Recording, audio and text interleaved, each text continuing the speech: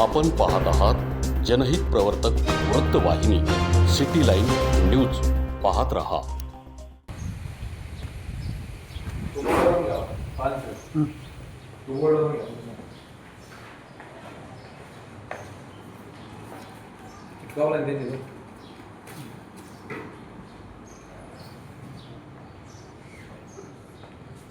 आज 19/8/2026 आम्ही माननीय ग्रामविकास अधिकारी तसेच राहता पंचायत समितीचे व्हिडिओ गुंडासाहेब तहसीलदार राहता तहसील कार्यालय राहता तहसीलदार यांना निवेदन दिले. आम्ही 23/7/2027 रोजी ग्रामपंचायत कार्यालयात आलो असता आम्हाला काही गोष्टी निदर्शनास आल्या. कर्मचारी हजर नसताना प्रत्यक्ष कर्मचारी हजर नाही आहे तर त्याच्या नावावर बेकायदेशीरपणे पगार काढला गेला आहे 5 वर्षापासून. आणि याची विचारणा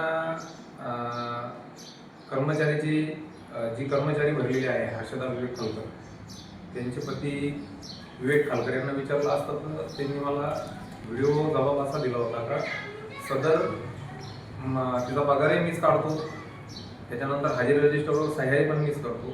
सगळ्या गोष्टींचं जेव्हा आम्ही पोलखोल केली तर आमचं असं निदर्शनास आलं का सगळं बेजबाबदारपणे ग्रामपंचायत बॉडी असो, ग्रामविकास अधिकारी असो किंवा कर्मचारी असो यांनी खूप मोठ्या प्रमाणात 5 वर्षात भ्रष्टाचार करून सगळ्या गोष्टींची म्हणजे जनतेची सरळ पैशाची उधळपट्टी केलेली आहे.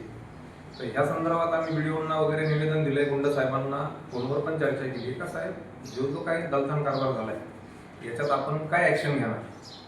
आणि याच्यात ग्रामविकास अधिकारी भालेराव साहेब यांना पण विचारणा केली होती का साहेब असं झालं तर मला भालेराव साहेबांनी उत्तर दिलं होतं का की कर्मचारी आजारी आहे किंवा मला त्याच्यात सखोल चौकशी करावं लागेल.